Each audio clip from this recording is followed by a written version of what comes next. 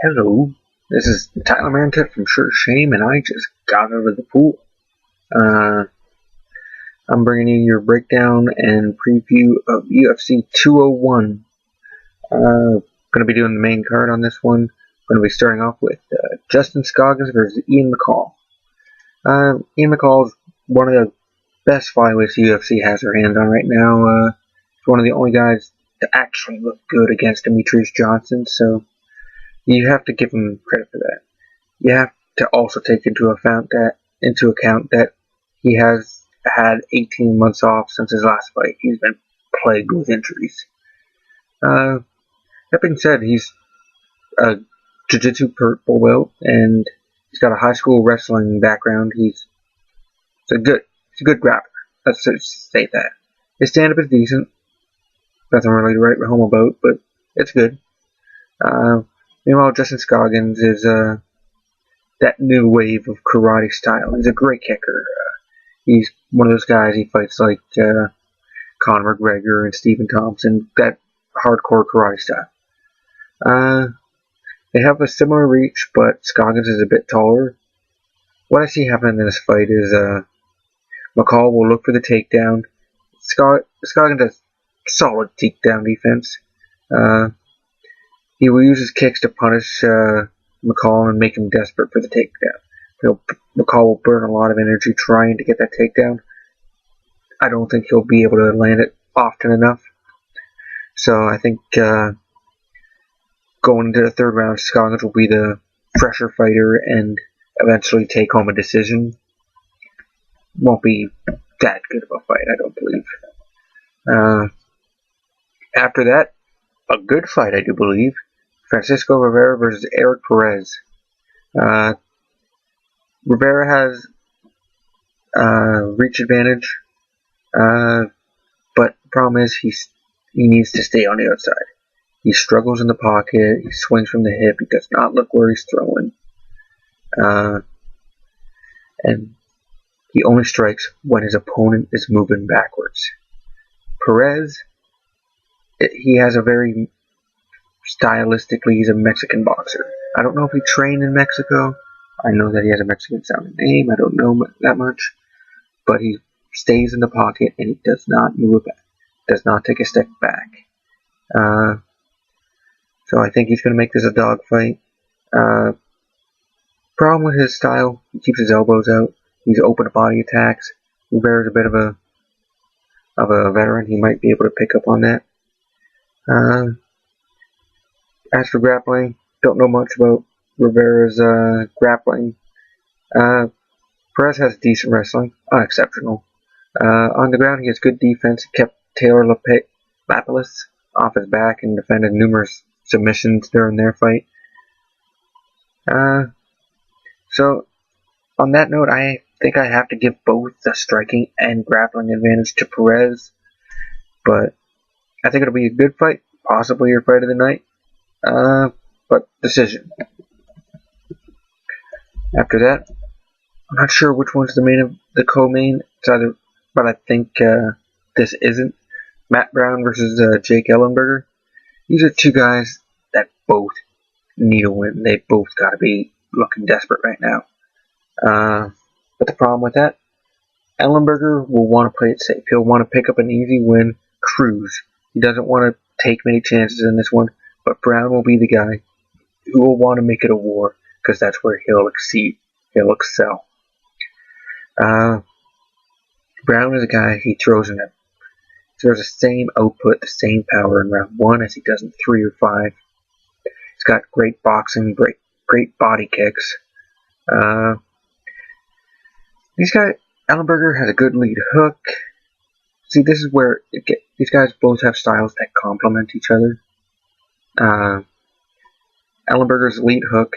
Brown keeps his head forward and his hands down. Very high risk that he gets clipped by Ellenberger's hooks. That's Ellenberger's most dangerous weapon. On the other hand, Ellenberger ducks his head when he throws those hooks. And Brown throws a lot of uppercuts and up kicks. And he's always got Muay Thai on his side. He'll go for the Muay Thai clinch and throw some knees. Then again, so Brown keeps his head forward. and Ellenberger ducks his head when he throws hooks, so somebody's going to get caught there. Ellenberger is a better wrestler, but Brown is better off his back. So if it goes to the ground, I still have to give the advantage to Brown. It's a good fight for both these guys. It's a good style matchup for either of them.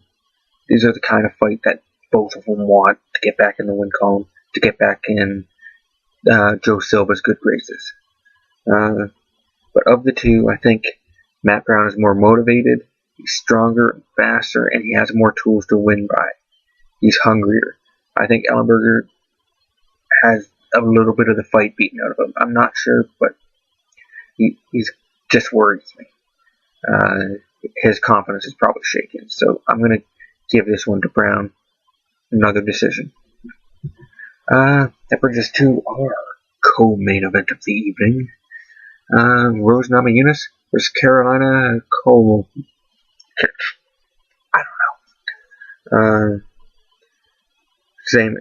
Once again, same reach. Namajunas is taller. Both these girls are technical strikers. Very, very crisp, straight punches.